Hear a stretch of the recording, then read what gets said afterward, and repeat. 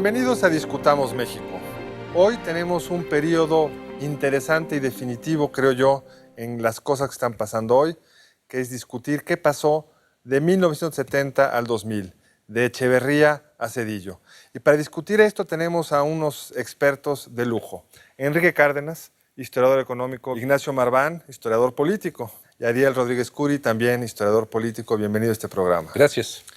Mira, yo creo que lo más notable a la distancia es como un modelo de desarrollo que estaba funcionando muy bien, que era el llamado milagro mexicano, que nos llevó a tener olimpiadas 40 años antes que los chinos, varios años antes que los brasileños, se empezó a desarmar con esa rapidez, no pudo ajustarse por una serie de restricciones políticas y económicas. Quizá podemos empezar por qué pasó en esos primeros 12 años donde el desarrollo estabilizador terminó en crisis sucesivas, en las administraciones de Echeverría y López Portillo con sus devaluaciones de fin de sexenio. ¿Qué pasó? ¿Qué salió mal, Enrique? Mira, a mi modo de ver, el desarrollo estabilizador ya venía tosiendo, digamos, desde el inicio de los años 60. Me da la impresión que tienes, por un lado, un sistema protegido, en las empresas, una protección, pero por otro lado también en la parte política, unos sindicatos o la parte laboral también muy protegida. Y entonces empiezas a hacer un sándwich que va eventualmente a reventar. Unos números, ¿cómo crecíamos en los 60s? En los 60s llegamos todavía a crecer arriba del 6%, y una inflación del 2,5%. Tipo de cambio fijo. Tipo de cambio fijo desde el 54, y tienes ahí una, pues yo diría, aparente euforia, que todo está perfecto, pero al final de los 60 ya hay síntomas, bueno, yo diría, no síntomas, señales claras de agotamiento. Ahora, si los síntomas económicos ya están ahí, los políticos son más graves. Es el 68, es un presidente que llega con muchos problemas, incluso con su antecesor, y una necesidad de incorporar a nuevos grupos sociales y políticos, y eso, además de todo, cuesta. ¿Cuáles fueron los dilemas políticos que tuvo enfrente Echeverría? Lo interesante es que los signos de agotamiento del modelo económico a finales de los 60 eran muy claros y se discutieron de una manera muy amplia. El centralismo, la concentración del ingreso, los problemas de financiamiento. La protección comercial excesiva. Y 71 es el famoso año de la atonía, en donde tratas de corregir eso. Y se te viene abajo, digamos, la actividad económica. Es cuando... Ahora, se te viene abajo, crece 3%. Bueno, pero de 6. Sí. Pero de 6. De 50 años de 6. Ya quisiéramos ahorita tener 3%, pero se te viene abajo de 6. Y entonces cambia, digamos, en ese aspecto. Hay un intento de recorregir las cosas y no te da. Hay que también tener en cuenta la presión demográfica tan tremenda que tienes en ese momento, que tienes que responder a ello. Y políticamente, la verdad, la respuesta a lo que significa la crisis 68, etcétera, es bastante limitada. Pero si hay un esfuerzo de incorporar a nuevos actores sociales, se intensifica la reforma agraria, empieza un conflicto entre el movimiento obrero y la clase empresarial, a partir de cierto momento atizada. ¿Qué es lo que tienes en ese momento en el movimiento obrero? Tú vienes de un momento clave, digamos que es 1966, la fundación del Congreso del Trabajo, en donde ya tienes un actor central y articulado. Pero después del 68, lo que vas a tener de manera creciente es el sindicalismo independiente, la insurgencia sindical, y lo que se va a empezar a vivir así, mientras Echeverría apuesta a reciclar el PRI, la realidad es completamente diferente. Tú vas a tener el campamento de Pancho de la Cruz, por ejemplo, en la Ciudad de México, que es una interlocución por fuera del PRI. Vas a tener el sindicalismo independiente y vas a tener la movilización agraria por fuera del PRI, que va a estar invadiendo tierras. ¿Y por qué fracasa ese intento de rehacer el PRI, Ariel?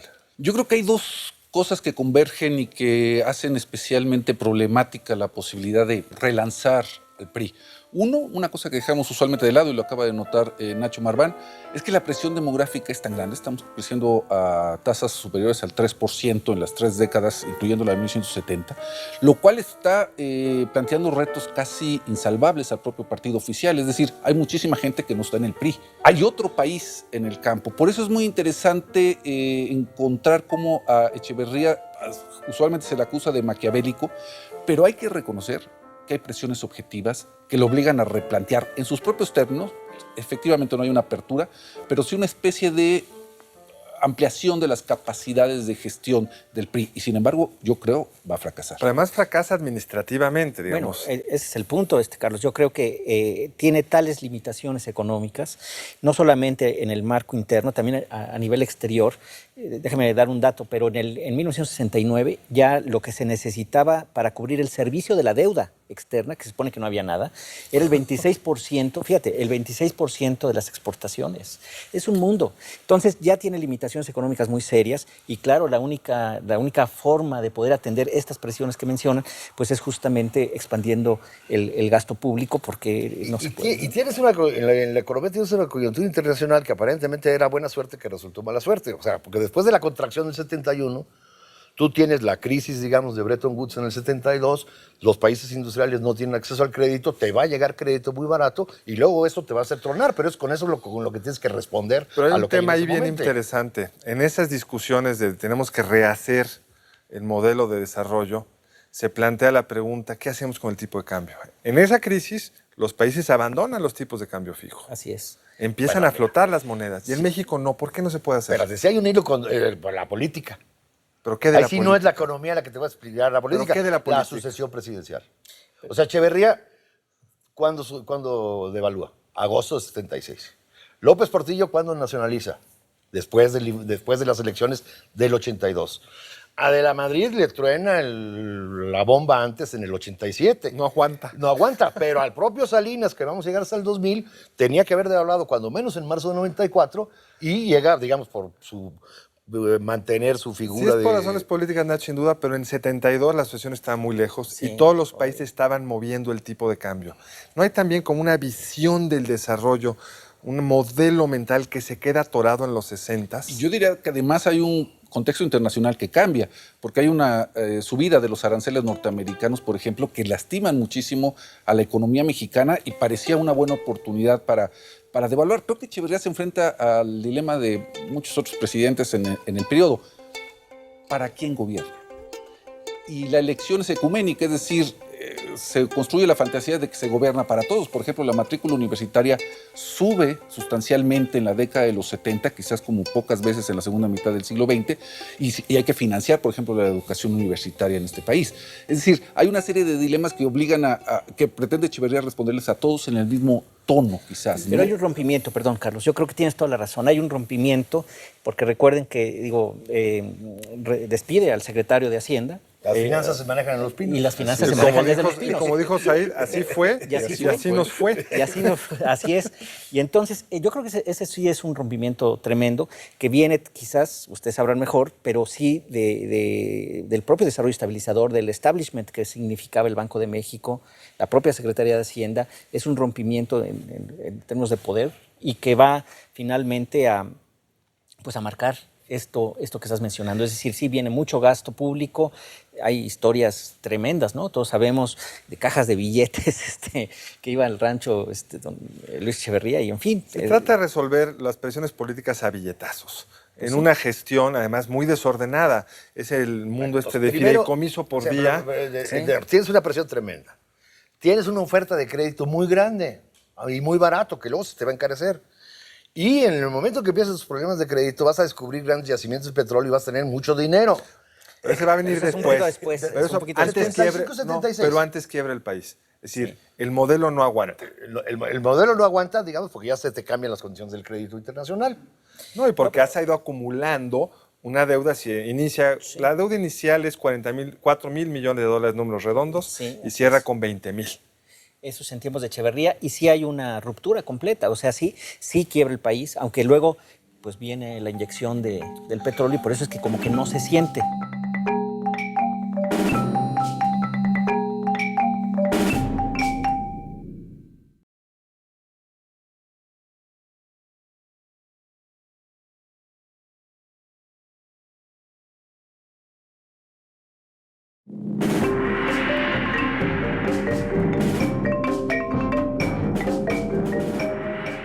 Sí quiebra el país, aunque luego pues viene la inyección del petróleo y por eso es que como que no se siente.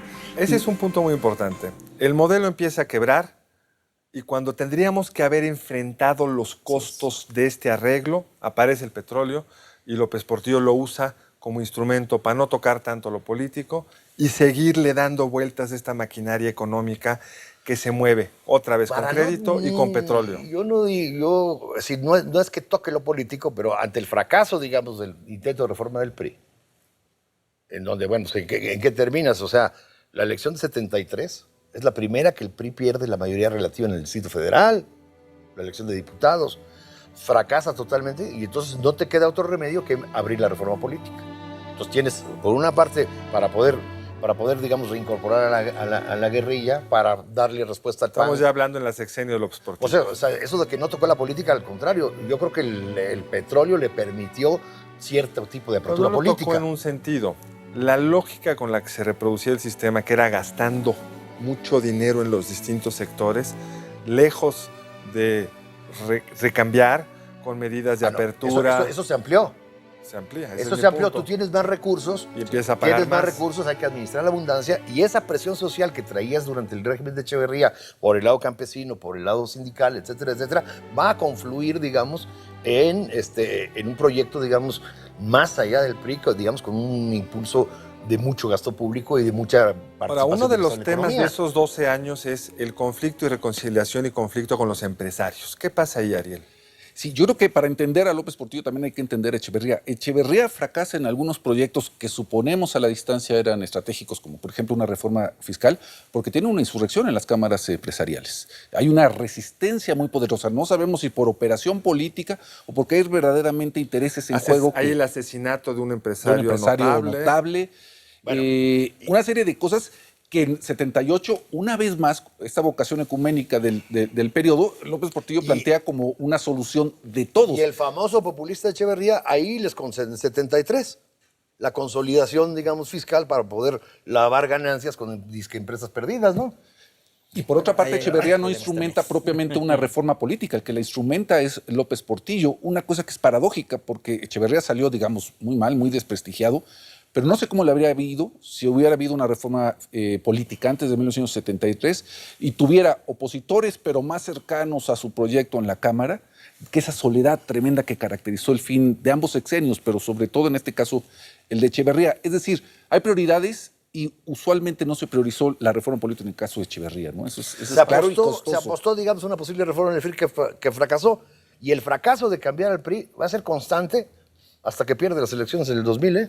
Y aún después de perdido, tampoco cambia gran cosa.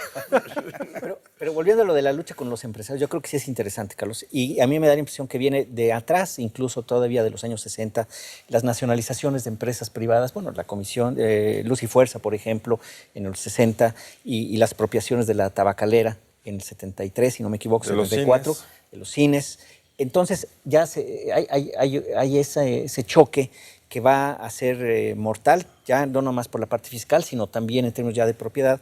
Y después con López Portillo pues hay como una especie de reconciliación inicial, como aquel discurso famoso de toma de posesión, pero que después pues va a terminar con una crisis brutal con la nacionalización de la banca. Ahora, dentro del contexto en el que está el continente o el subcontinente, no olvidemos que fueran años de guerrillas en muchos países de la región, golpes de Estado, sangrientas represiones, gobiernos militares.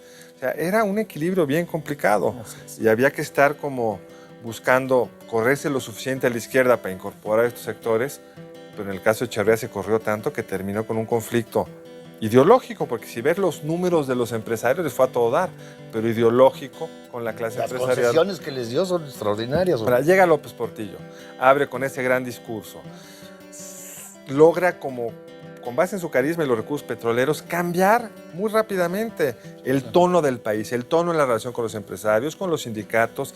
Empieza este primer gran sueño de que podemos transitar a la modernidad. Es uno de los países que más crece durante el periodo inicial de la administración de López Portillo, y otra vez acaba mal.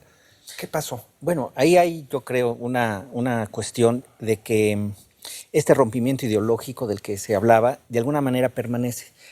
Y se ve en el partido, digamos, y en el gobierno como dos grupos. La parte de Cepafín, de patrimonio, que quería industrializar el país usando los recursos del petróleo, y por otro lado, otra vez, Hacienda, Banco de México, con la idea de que cuidado con las La disputa finanzas. por la nación, del libro famoso este. Sí, pero hay una parte teórica que es muy interesante, me parece, desde el punto de vista económico, digamos. La parte de Oteiza piensa que la inflación se debe al aumento en costos, mientras que la parte del Banco de México y demás es por un exceso de gasto, un exceso de emisión monetaria. Son dos visiones. Y obviamente, si el diagnóstico está mal, o sea, si tú dices, no queremos que haya inflación, entonces no puede devaluar el tipo de cambio. Y por lo tanto lo voy a defender como perro, ¿no? Y por el otro lado tienes, oye, no, si hay que devaluar porque de otra manera nos va a llevar No, pata pues si de es un cabra. problema de costos, tampoco podemos devaluar, porque nos van a subir los costos. Exactamente. Y por las razones políticas que dice Nacho, nadie quiere devaluar, porque el secretario de Hacienda y el de Programación Un presidente quieren que- ser Un presidenciables. presidente que devalúa, se devalúa. Es un presidente devaluado. Es un presidente Yo diría devaluado. que hay que entender también a López Portillo, digamos, en sus propios tiempos. No me refiero al Mis libro. tiempos. Sí, mis tiempos. Es decir, yo creo que pocos presidentes generaron tal euforia en este país como López Portillo entre 1977 y el verano de 1981, digamos. Y hay que entender porque hay muchas connivencias, hay muchas adhesiones implícitas, hay muchos acuerdos aparentes. Y si tengo una gran cantidad de recursos que repartir, Por supuesto, más por adhesiones. supuesto. Otra vez un dato rápido. La deuda pasó de 20,000 millones de dólares a 80,000, más todos los recursos petroleros. O sea, nunca el país había estado inundado de tanto dinero. Exactamente.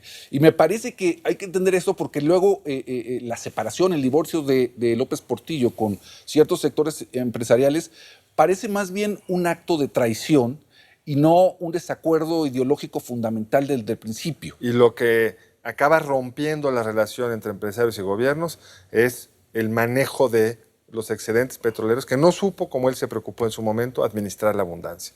Y ahí sí, antes no lograron llegar a la elección. En febrero del 82, antes de la elección, tuvieron que devaluar.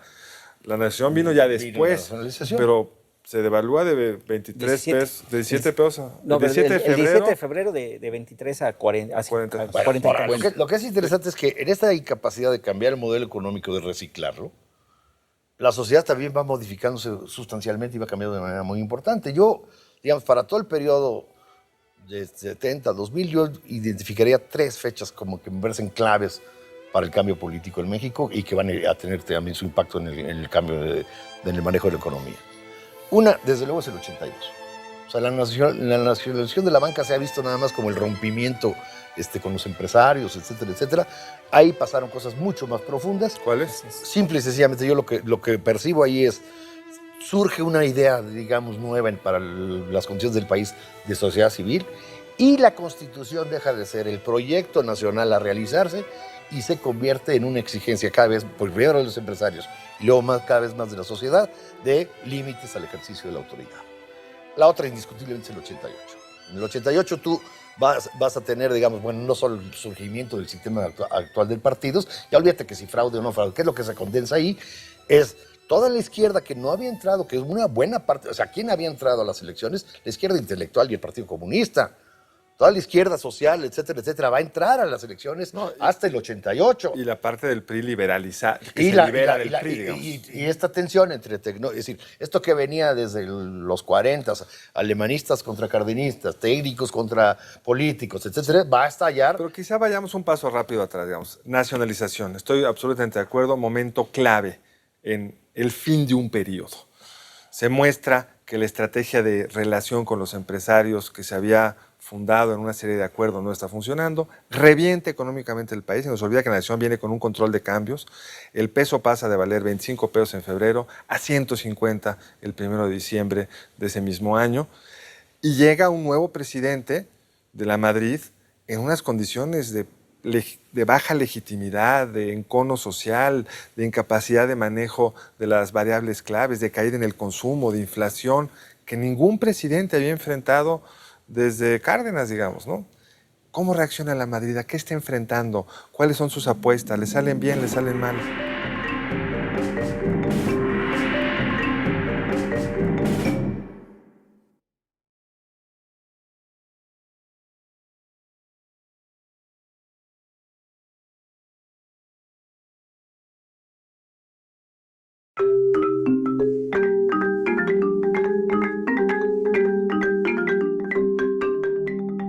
¿Cómo reacciona la Madrid? ¿A qué está enfrentando? ¿Cuáles son sus apuestas? ¿Le salen bien? ¿Le salen mal?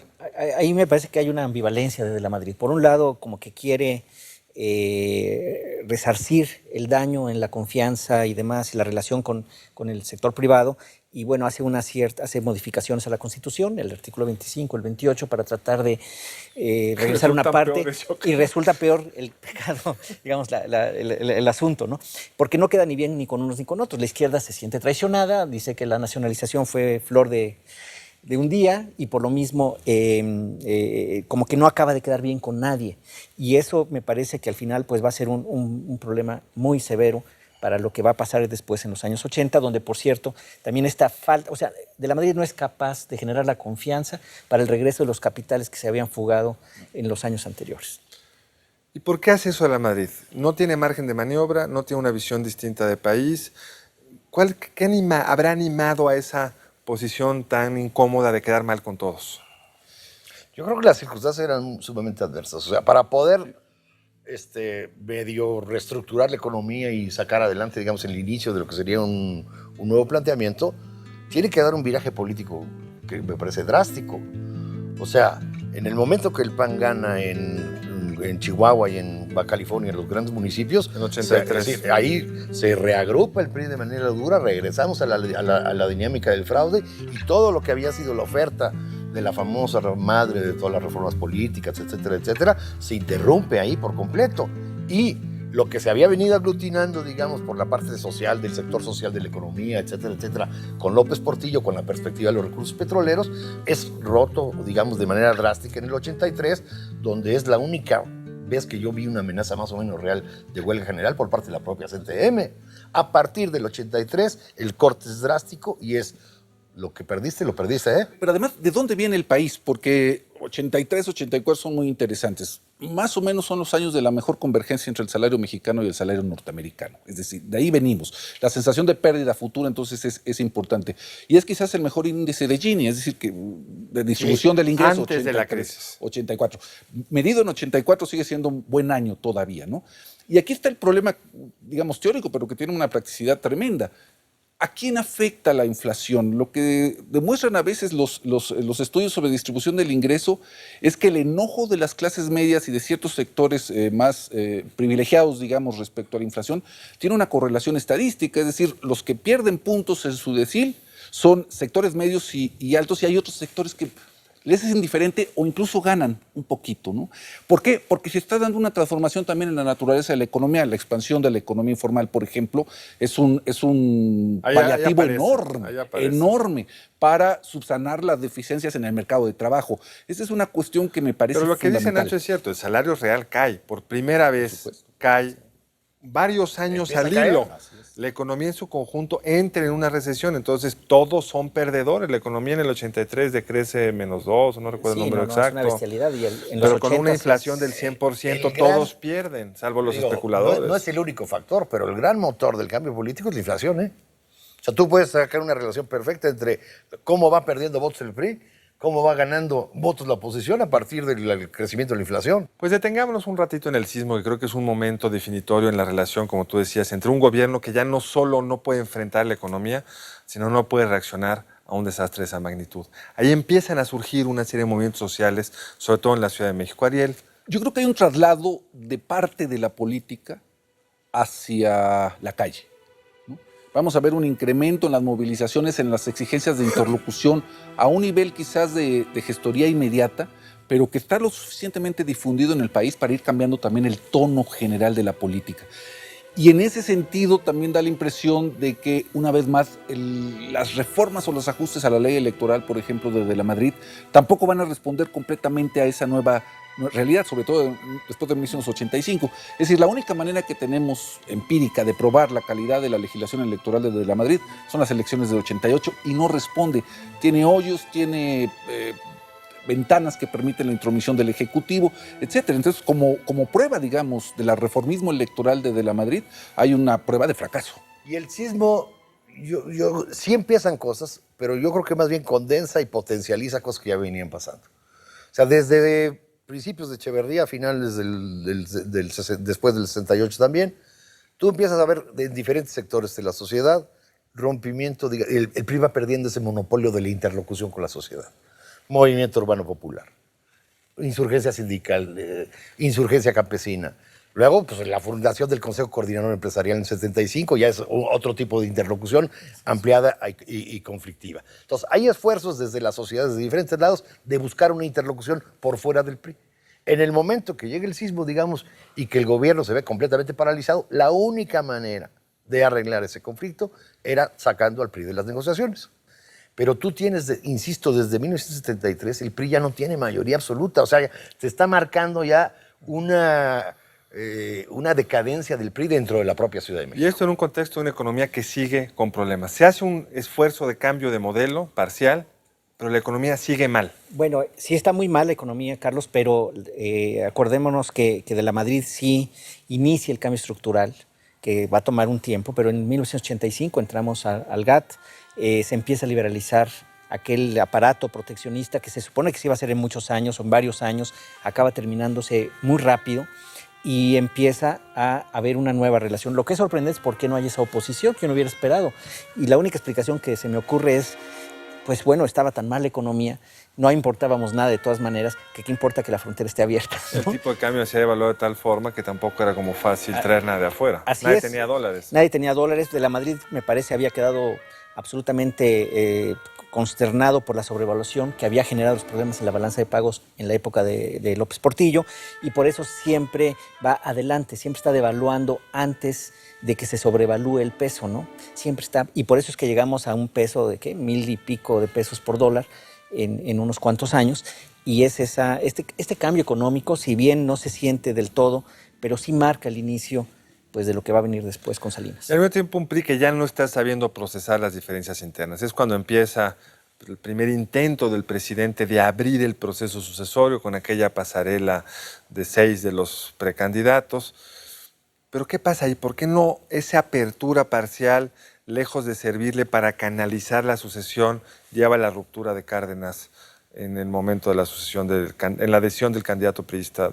Yo creo que la ruptura de Cárdenas expresa dos cosas. Uno, que sí existía un sector dentro del partido oficial que de una u otra manera marcaba sus distancias respecto a la hegemonía de cierto grupo. Me parece que se subestimó en su momento la existencia de esta izquierda priista o esta disidencia priista en los términos de Cárdenas.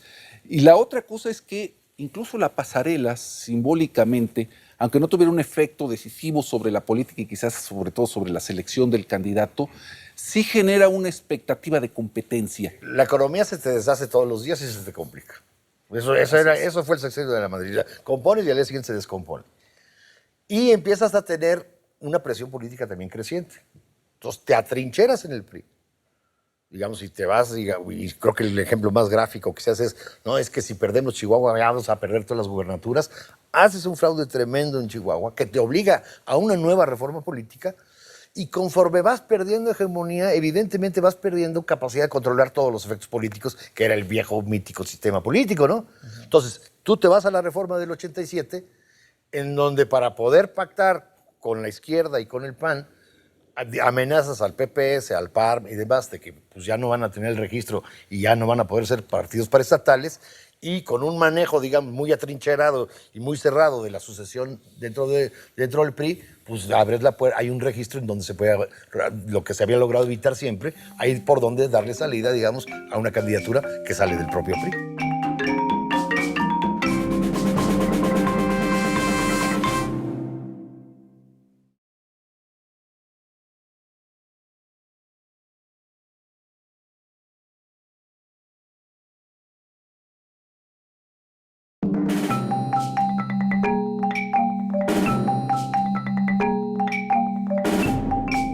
Hay por donde darle salida, digamos, a una candidatura que sale del propio PRI. Ahora, en el pasado había otros instrumentos para tratar de negociar con los perdedores. Cuauhtémoc Cárdenas ni siquiera entra dentro de la pasarela, no está en el imaginario de los tapados.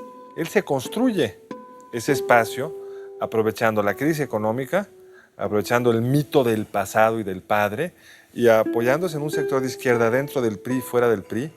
Pero parece que es un esfuerzo testimonial. Cuando tú hablas con los que estaban administrando las elecciones en esa época, ellos mismos quedan sorprendidos de la rapidez del repunte de Cárdenas. Ahí hay un malestar acumulado. ¿Qué es lo que se va a expresar? Entonces, ¿por qué podías tú controlar la disidencia de los 40 en adelante? ¿Por qué la podías controlar? Porque la disidencia no tenía salida. Entonces, lo que yo te señalaba en ese momento determinado, en el momento que rompes el pacto de por vida con el PPS, con el PARM, etcétera, etcétera, a la disidencia le da salida. Y tu opción, digamos, de sucesión, es decir, Carlos Salinas de Gortari, es un bloqueo a toda esa parte del PRI. Yo creo que aquí sí la parte económica es fundamental. Es decir, ¿por qué sale Salinas? Bueno, pues porque la economía estaba tan en crisis y la alternativa que se vislumbra, y no nada más en México, en otros lugares, es justamente pues un liberalismo económico, es una reducción del Estado, es ese tipo de vías que a De la Madrid le atrae, le cae bien. Acordémonos que mismo Salinas había desplazado a Silva Herzog en Pero la no solo le Secretaría. cae bien, no nos olvidemos que el gobierno no tenía dinero. Exacto, O o sea, sea, no- el PRI se liberaliza 87 cuando ya no tiene dinero. No es una cosa inclusive- opcional, es un mecanismo de sobrevivencia. No, yo estoy de acuerdo contigo. Pero durísimo. Pero digamos, para tratar de Pero explicar por después qué del destape. Salinas. Pero ¿por qué Salinas y no alguien más? Bueno, Ese es, el punto que tú estás diciendo es porque es el que representaba mejor ese proyecto de reforma económica que De la Madrid había iniciado. Ahora, lo cierto es que se cae el sistema, pero al año Salinas es uno de los presidentes más populares que tiene este país. Ese presidente que llega con una sombra de fraude que no se la ha podido quitar ante ciertos sectores, ese presidente que viene de administrar y ser corresponsable de esa crisis económica, muy rápido estabiliza la economía, el pacto, renegocia la deuda. Privatiza la banca y tiene mucho dinero en la bolsa. pero la legitimidad de Es la que habla previa. Carlos es rapidísima. Y yo diría que si te pones a ver, hay como un evento mensual. Casi uno lo podría hacer el timing, ¿no? Lo de la quina primero, después lo de Legorreta. Lo de Rufo en Baja California Lo de también Rufo. le da puntos. Lo de Rufo es una elección donde por primera vez... Hay una operación política de un equipo que está operando políticamente de manera muy eficaz, que consigue recursos y que no se nos olvide. Ariel, ¿cómo lees no tú se ese? nos olvide que tienes controlados los medios de comunicación. ¿eh? Absolutamente. Todos los tenían. Sí, También o sea, de la no, Madrid. no. Yo creo que Pero- hay un pacto perverso entre sociedad. La sociedad no es ajena a la política, de hecho la pergeña la va formando, y la élite política. Es decir, la sociedad concede, asume, o al menos sectores importantes de la sociedad, que hubo una elección no clara, sino es que fraudulenta.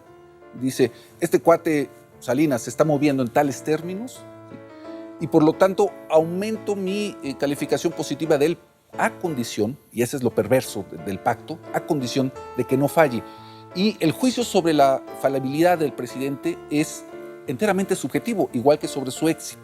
Por eso pasan de encuestas altísimas a ser el presidente más impopular en 94. Es decir, su caída en las encuestas es Es extraordinaria. tan rápida como su subida. Como su subida. Y esa es la gran lección de la perversidad de ese pacto. Es decir, si gobiernas a partir de popularidad, porque supones que popularidad es legitimidad, que es una confusión que puede ser terrible, el peligro es enorme La para un popularidad está político. basada en la supuesta efectividad. En la efectividad, no en Entonces la eso legitimidad. requiere estar avanzando constantemente en los supuestos cambios que están haciendo y tener éxito en ellos. Tan exitoso que algo que parecía impensable como el Tratado de Libre Comercio, no solo, digamos, negocia con los Estados Unidos y Canadá un tratado como ese, sino acaba, y las encuestas ya para entonces existen, acaba convenciendo a una parte de la población de que es un proyecto valioso. Es decir, y llegas, digamos, a partir después de la victoria del PRI en el 91, de lo que se habla es de la restauración. Y el señor con todo cinismo dice que pues primero reforma económica y luego reforma política. Y a nadie Lo le dice importa, abiertamente, y a a nadie nadie le le importa. importa. Y bueno, y se persiguen, digamos, sobre todo a la izquierda se le perdió, así que ni los veo ni los oigo. Nomás les atino. Pero sí, Se las cobró.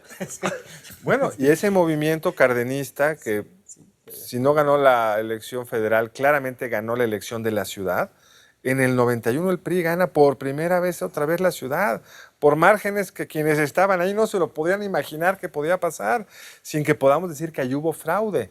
Hubo una sociedad que estaba convencida de que esta De que estaban restauración funcionando las estaba cosas. funcionando. Pues es que se fueron levantando expectativas y se iban cumpliendo ciertas premisas. Entonces la gente, pues sí, estaba viendo que cosas que de plano Mira, estábamos tan mal. Yo estaba en el Nacho, gobierno, yo estaba en que el gobierno de la ciudad lo y que sea, hombre. se volvió a invertir en la ciudad. Y paradójicamente se volvió a invertir sobre todo en el oriente de la ciudad, que era, digamos, se reorienta. Si los votos se empiezan a contar, empieza a haber presión y el gasto público se va hacia las zonas donde se requiere. Ahora, la paradoja de todo esto es que el día que inicia el Tratado de Libre Comercio, se le derrumba el modelito con la revuelta de Marcos en Chiapas. A eso me refiero con la debilidad digamos, de manejar todo en términos de expectativas. Es decir, otro golpe mediático neutraliza casi 5 años, le da un golpe, un llegue muy fuerte digamos, a la pretensión de un discurso histórico desde el salinato. Eso es quizás lo más importante que hace Marcos. Pone en cuestión, lo coloca en otro lugar la discusión, A lo mejor no va a tener un efecto electoral inmediato, a lo mejor no va a tener un efecto político de administración del día al día, pero sí va a plantear la duda de si era el único camino. En sus mismos términos, ese es el punto. Con su misma y sintaxis. empieza este desmoronamiento de un sexenio efectivo en muchos sentidos, en la operación, en muchas otras cosas. Ese Salinas que tenía reflejos, capacidad de reacción, se empieza a borrar, empieza el pleito con su sucesor, viene luego sucesor designado, Luis Donaldo Colosio, y viene por supuesto el asesinato de Colosio, que en algún sentido es el tiro de gracia para Salinas también. Mira, lo que hace Marcos es como el cuento del rey está desnudo, ¿no? O sea, todos sabíamos y se sabía si hay este apoyo, esta popularidad muy articulada, si ustedes quieren, pero sabías que había problemas graves, que no habías entrado en una reforma política, que había problemas de distribución. Entonces, a la hora que se levanta Marcos, pues dices, no, pues efectivamente el rey no trae una gran tela, no trae un gran traje, el rey está desnudo. Entonces se desmorona, digamos, de inmediato todo eso. Y ahí la paradoja es que para poder tener una elección tranquila en agosto del 94, tienes que hacer una nueva reforma política. O sea, lo que no quisiste hacer de una reforma política a fondo, la tienes que hacer. Y se firma el 26 de enero del 94 el Pacto por la Paz y la Democracia, donde se logra algo que nunca habías querido sacar adelante, que es sacar a los partidos, digamos, del voto del Consejo General del IFE. Y al gobierno. Pero ahí das el quiebre, digamos así, ya efectivamente, hacia la autonomía del órgano electoral, que te va a crear otras condiciones y eso, digamos, se logra en esa crisis política de enero del 94 como la única posibilidad para que pudiera haber elecciones tranquilas en agosto, Ahora, del 94. Pero incluso después viene el asesinato de Colosio, un proceso creciente de deterioro de la economía, todavía no en el tipo de cambio que se mantiene estable, pero la economía empieza a agarrar otra lógica, digamos, empiezan a verse problemas en los bancos, incluso antes del quiebre financiero.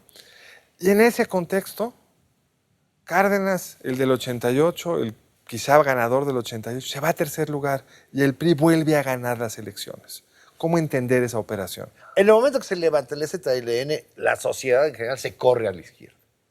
Después del asesinato de Colosio, eso te lo pueden medir las encuestas muy claramente, la sociedad se corre a la derecha y se vuelve muy temerosa y viene toda la campaña del miedo, etcétera, etcétera, ¿no? Entonces, eso te puede explicar un poco, a pesar de las condiciones, de que incluso la economía pues, ya daba señales problemáticas a partir de marzo y demás, ¿por qué todavía logras ganar la elección? Y luego, finalmente, pues, Zedillo lo dice en Londres en su primer año de gestión, dice, sí, yo gané legítimamente, pero no fue equitativa, ¿eh?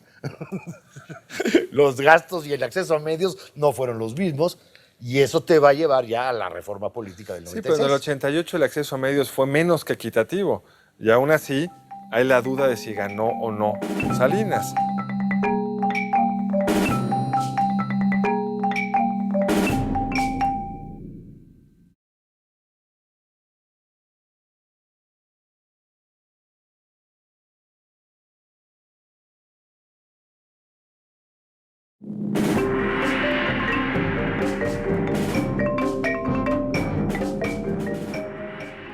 Y aún así hay la duda de si ganó o no Salinas. Es la parte de simpatía, ¿no? Un poco. Sí, yo creo que 94 es un voto del miedo. Es decir, el voto se vuelve conservador en términos, yo no lo podría disociar, del levantamiento zapatista, la muerte de Colosio y además ya se empieza a sentir la incertidumbre en algunas prácticas económicas, el crédito privado, etcétera. Es decir, hay una apuesta a decir, bueno, dejamos las cosas como están porque pueden ser peores, ¿no? Y eso opera bastante bien en la sociedad mexicana, sobre todo que viene de expectativas muy altas, entonces hay que conservar. Opera muy bien en un sentido, no, pero y hay hay un datos problema, ya de la hay un campaña problema importantes, o sea. inmediatamente después de tomar el poder, que es que el candidato electo, porque sí sabía cómo hacerla, tiene que enfrentar nuevamente, ya no a fin de sexenio, ya no le toca a Salinas 15 días. administrar la devaluación, es Zedillo a los que 17 días de tomar el poder. 18 de diciembre, ¿no? Algo así. El del 19. 19 días de tomar el poder, tiene que administrar, en algún sentido, la peor devaluación que este país se ha tenido que Pero, enfrentar Carlos, en términos de los daños económicos. Sí, pero Carlos, yo creo que sí vale la pena un poco para un poquito atrás.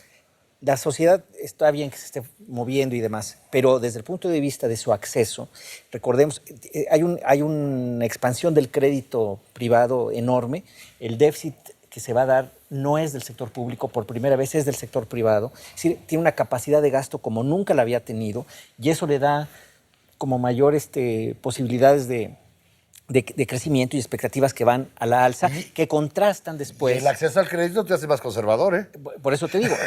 También de manera significativa. Por eso el choque va a ser más fuerte. Es lo que quiero decir. Porque Estoy va a ser absolutamente de acuerdo, pero entonces ese presidente que logra remontar un contexto como ese, que está electo por ese conservadurismo, que entre otras cosas piensen, este señor tecnócrata sí va a poder administrar la economía, le revienta la economía en las manos cuando está llegando al poder y entramos en el ciclo final, que es el modelo económico supuestamente nos iba a dar por lo menos estabilidad macroeconómica. Dejen ustedes crecimiento. Ni esa nos logró dar. Y esa supuesta estabilidad era en la que se había montado Salinas para, sin reformas de fondo en el PRI ni en el sistema político, tratar de volver a construir un pacto funcional desde el punto de vista político. Eso se rompe el 19 de diciembre. Una caída del producto del 6%, 7%, la quiebra de empresas, etcétera, Los rumores etcétera. de golpe de Y Estado. ahí lo que es muy claro es cómo, digamos, incrementa el IVA a 15% con la famosa Roque Señal, si mal no recuerdo es marzo del 95, pero al mismo tiempo se abren los canales de la reforma política porque para poder recuperar, digamos, el control de la economía, tiene que abrir la política.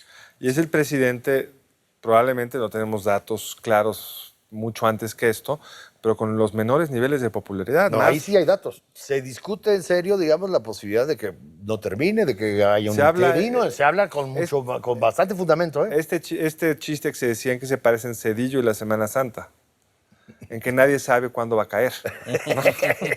En esa época. La reforma política me parece que es una de las consecuencias importantes y para bien de la gran problemática de diciembre del 94 en adelante. Es decir, yo creo que está un poco sobrevalorado el intento de reforma política de Salinas de 94. Me parece que la buena es la de 97 en términos de que redefine de manera mucho más amplia el juego político, libera a la ciudad del tutelaje del gobierno federal. En fin, hay una serie de cuestiones que le hacen muy importante. La otra yo creo que es esta operación psicológica que opera sobre el electorado y sobre el ciudadano común. ¿Para qué sirve un presidente y cómo lo evalúo? Porque me parece que se pasó de una euforia tremenda y habría que medir encuestas y correlacionar algunas cosas con Salinas a una debacle, es decir, a algo que tampoco funciona para el sistema político, y Cedillo empieza de un piso bajísimo, y sin embargo yo no estoy seguro si sea el presidente más impopular de México, probablemente esté mucho mejor evaluado que muchos otros. No, la evidencia nos dice que hoy es el expresidente más popular. Es efectivamente. El presidente Cedillo llega a los pisos más bajos. Así es. Y apoyado por una reforma política y un rebote de la economía, llega al 97 con números personales muy buenos, pero que ya no son suficientes para su partido. Su partido es derrotado por primera vez, pierde la mayoría en una de las cámaras, la que estaba en contienda, que era la Cámara de Diputados, y habiéndose abierto la competencia en la Ciudad de México, la gana Cuauhtémoc Cárdenas. Y eso yo creo que es el inicio del México democrático, ese momento. Sí, por supuesto que sí, lo demás es puro cuento. O sea, a partir de ahí, realmente la oposición tiene posibilidad de ganar y de acceder al poder. Y ahí inicia la democracia. Inicia el gobierno dividido, la necesidad de negociar las reformas pendientes y nos lleva de alguna forma u otra al triunfo de Vicente Fox en julio del 2000. Porque se rompe la relación sadomasoquista entre la sociedad y el presidente, según el cual te perdono todo hasta que cometas un error. Siempre van a cometer un error. Y no te puedo perdonar todo porque no forma parte de la vida democrática. Con Cedillo ese pacto ya no opera. Yo creo que es correcto. Y ese presidente ya no tiene el control del proceso sucesorio. Le imponen los famosos candados. No puede realmente dejar a quienes se suponían que eran sus delfines. Se tiene que abrir el proceso. Y queda un candidato que es derrotado de una forma bastante dura por alguien que venía de nada. Ni siquiera no es uno de los políticos de izquierda tradicional, no es tampoco uno de los políticos de derecha tradicional. Es un señor que había iniciado la política 10, 12 años antes. La reforma política del 96 cambia radicalmente las reglas del juego político en México, simple y sencillamente en términos de financiamiento y de acceso a medios. Eso ya la hace mucho más competitiva en un terreno en donde ya tenías bastante fuerza de la oposición en diferentes lados, ¿no? Entonces, ahí cambia, digamos, claramente las reglas del juego político en México. Y Cedillo, yo no digo que no haya tratado de ayudar a la Bastida. pero con un límite que otros no tuvieron. Y con, Que es, mi sobrevivencia está antes que, No. que el triunfo del PRI. no, y con reglas institucionales distintas. Por eso. ¿Cuál sería muy rápidamente su evaluación de estos 30 años, como para tratar de poner en perspectiva qué lección nos deja esto de lo que México debería estar haciendo para fortalecer su democracia, para ser un país más próspero? Enrique. Bueno, yo creo que queda claro que, bueno, a mí me parece que queda claro que mucho de lo que se hace en la parte económica, las reformas estructurales de las que se hablan, y lamentablemente mucho de lo que se hizo en este periodo del que cubrimos, ha inhabilitado el que se vean los problemas de fondo. Hemos creado demasiados fantasmas, la privatización de la banca, el propio rescate, han generado fantasmas que no nos dejan avanzar. Y me parece que lo que se tiene que regresar mucho más a la política. Ese sería para mí una enseñanza de todo esto, y es algo que, escudriñando un poquito en el pasado, podemos entender dónde están esos fantasmas, me parece, y cómo poder sacarlos adelante, porque no es posible que no podamos seguir dialogando para construir un mejor México. Porque desde entonces, aunque somos democráticos, hay esta percepción de que el país está atorado. Yo creo que, digamos, sí es claro el cambio político que hay, el cambio social que hay en esos 30 años, pero lamentablemente es un cambio que se da a base de problemas no resueltos. ¿Cuál es la gran paradoja que vivimos actualmente? Tú tienes más información, tienes más acceso a la información, la prensa publica más cosas, te enteras de una serie de actos escandalosos, pero confirmas que no pasa nada. Ariel. Yo creo que estos 30 años muestran los límites del presidencialismo como régimen político. Me parece que estamos muy atorados todavía en la idea del diseño constitucional original, y me parece que si queremos evitar un mal mayor, que se ha evitado más o menos a partir de la legislación electoral que permite una mayor competencia, pero si queremos evitar un mal mayor, la reforma del Estado tiene que contemplar ya un régimen parlamentario semiparlamentario que permita, por una parte, centralizar decisiones que son estratégicas para este país, contener a los gobernadores que están en jauja en muchos sentidos, y por otro, tener una idea mucho más clara de cuál es la representación política, la idea de política de la mayoría de la sociedad. Me parece que nuestro último gran tabú es el presidencialismo como lo hemos entendido. El país ya no da para eso. Bueno, Ariel, termina este programa sugiriendo que tenemos que hacer un programa sobre la reforma política, porque ese realmente Ahí es de lo podríamos que... discutir si ahí está el problema. Exactamente. Pero realmente creo que son 30 años donde se define el país, se definen sus relaciones económicas, sus relaciones con el mundo, en el tipo de empresario que construimos, por los que no expropiamos, por cómo subsidiamos a los que teníamos, por el no cambio en nuestros acuerdos sindicales. Uno de los grandes misterios de nuestra transición es que hay ciertos nudos de la política que no se tocaron, y ciertamente en una sociedad que se ha transformado mucho más rápido de lo que se han transformado las instituciones y su propia clase política. Enrique, Nacho, Ariel, les agradezco mucho que hayan estado con nosotros, sobre todo ustedes que nos acompañaron aquí en Discutamos México. Muchas gracias.